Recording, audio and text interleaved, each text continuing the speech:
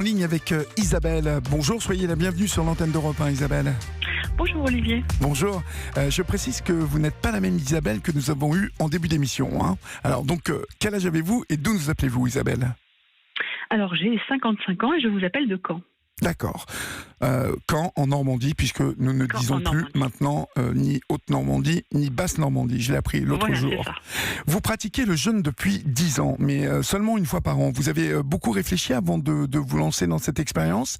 Et pourquoi une fois par an, vous étiez sceptique ? Alors oui, j'ai beaucoup réfléchi parce que ce n'était pas du tout naturel chez moi. D'une part parce que je suis professionnelle de santé et ça fait pas du tout partie de notre enseignement de base. Oui. Et puis parce que je suis gourmande, donc l'idée même de m'arrêter de manger, c'était quelque chose qui relevait plus de la torture qu'autre chose. Et puis bon, je suis tombée quand même sur des articles ou voilà des écrits concernant le jeûne. Dans un premier temps, j'ai pas du tout voulu m'y pencher parce que, comme je vous le disais, c'était pas du tout dans ma culture médicale. Mmh. Et finalement, bon, par curiosité, j'ai jeté un œil, ça m'a intéressée et j'ai dû creuser quand même le sujet de façon plus approfondie pendant 2 ans avant d'oser me lancer. Et donc j'ai fait mon premier jeûne en 2009 et ça a été vraiment une expérience extraordinaire. Alors lorsque vous parlez, Isabelle, de votre premier jeûne, je suppose que ça n'a pas été un jeûne de 24 heures, mais de quel type de jeûne parlez-vous pour la première fois ? Une semaine. Oui. Comment ça s'est passé alors, ce premier jeûne ?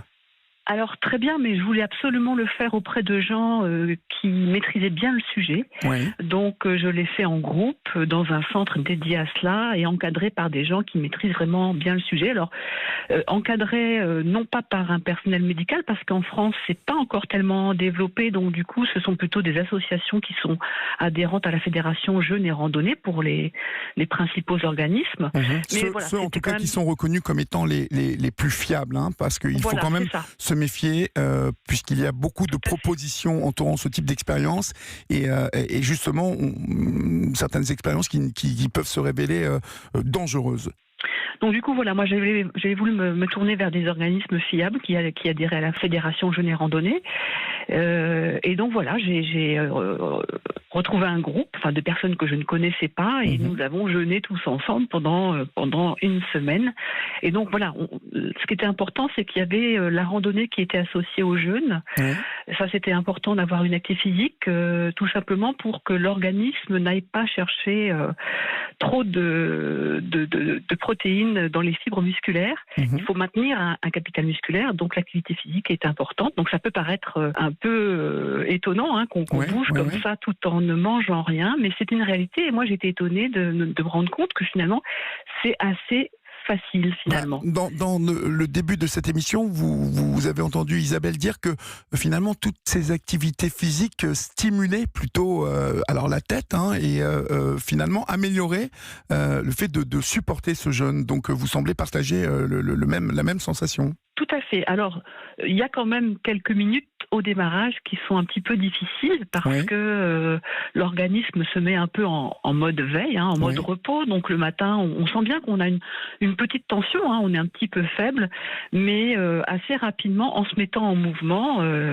la forme vient et on s'étonne des choses que l'on peut accomplir et des kilomètres que l'on peut avaler, que ce soit en marchant ou en faisant du vélo, parce que je l'ai expérimenté plus tard en pratiquant le jeûne chez moi. Une fois que j'étais bien habituée et que j'ai bien compris les tenants, les aboutissants, j'ai pu pratiquer le jeûne chez moi et je me suis aperçue que je pouvais faire 50 km à vélo sans aucune difficulté. Alors sur du plat, certes, mais sans difficulté, sans malaise, sans sensation de faiblesse. Donc moi j'ai été vraiment stupéfaite. À part ces sensations de faiblesse le matin, est-ce qu'il y en a d'autres que vous avez ressenties ? Oui, c'est reconnu. Le passage du 2e, 3e jour, c'est toujours un virage un petit peu critique, où on peut avoir des symptômes variables, avec des degrés aussi variables en fonction de la personne, mais on s'y attend. On peut avoir des maux de tête, on peut avoir des nausées, on peut avoir différents troubles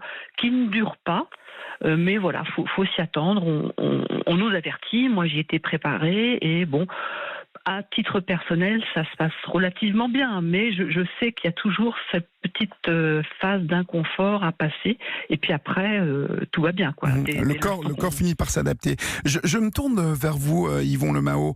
Bien évidemment, parmi ceux qui nous écoutent aujourd'hui, on trouvera toujours des sceptiques. Alors, quel conseil donneriez-vous à ceux qui veulent entamer ce type d'expérience de jeûne, qu'il dure 3 jours, 4 jours, une semaine? D'abord, je suppose choisir un organisme qui, comme nous le disait Isabelle, appartient à un groupe d'organismes déjà avec le label sérieux. Mais quel conseil leur donneriez-vous d'y aller progressivement? Dites-moi. Oui, c'est le conseil que je donne, de le faire dans un cadre sérieux. Personnellement, d'ailleurs, je le fais dans un contexte médical, à l'étranger. Et j'espère que bientôt en France, on aura des structures équivalentes à celles que l'on trouve par exemple en Allemagne ou en Espagne. D'accord. Parce qu'en Allemagne et en Espagne, vous voulez dire que c'est suivi d'une manière plus intense, en tout cas plus sérieuse, par le corps médical?